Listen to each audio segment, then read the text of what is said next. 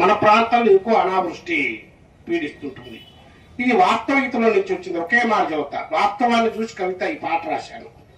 ఒక రైతు September October వచ్చినా ఒక చుక్క వాన పడవకుండా దుక్కులు దున్నకున్న స్థితిలో పొలానికి వెళ్తే ఒక బక్కజిక్కిన సన్నకారు రైతు 4 దిక్కులా చుట్టూరు తిరుగుతూ ఆకాశం ఒక చూస్తున్నాడు. ఏందయ్యా చూస్తున్నామన్నా, ఎక్కడన్నా ఒక నల్లటి మేఘం కనపడుతుందేమో చూస్తున్నానయ్యా, వాన రాకపోతే ఈ సంవత్సరం మా భార్య పిల్లలు పరిస్థితి ఏందని ఆవేదన చెందాడు. దాంతో నుంచి కొంచెం మనసు చెల్లించి ఆ నల్లని మేఘాన్ని కోసం చూస్తున్నాననే వాక్యాన్ని కూడా నా పాటలో ఇమిడ్చి పాట రాశాను. ఇది అనావృష్టి సమయంలో రైతు వేదన. వానమ్మ వానమ్మ రావమ్మ వానమ్మ, వానమ్మ వానమ్మ రావమ్మ వానమ్మ, వానమ్మ రావమ్మ మా బతుకులు నిలుపమ్మ, వానమ్మ వానమ్మ రావమ్మ వానమ్మ.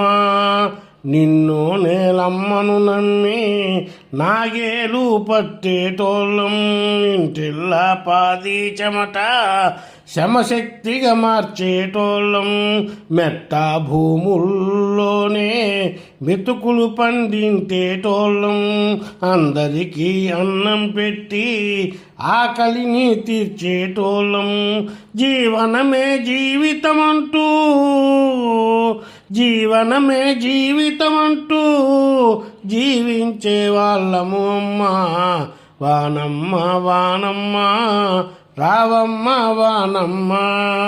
కల్తీ మందులతోటి కష్టాలు ఎదురవుతున్నా, మొలకెత్తని విత్తుల మోసం మా ఆశలు తుంచేస్తున్నా, ధర గిట్టుబాటు లేక మా అప్పులు తీరకున్నా, మనువాడ మా బిడ్డలను మరి అందరూ వద్దంటున్నా, సేద్యాన్నే వదలని వాళ్ళం, సేద్యాన్నే వదలని వాళ్ళం, గ్రామాలను విడువని వాళ్ళం, వానమ్మ వానమ్మ రావమ్మ వానమ్మ.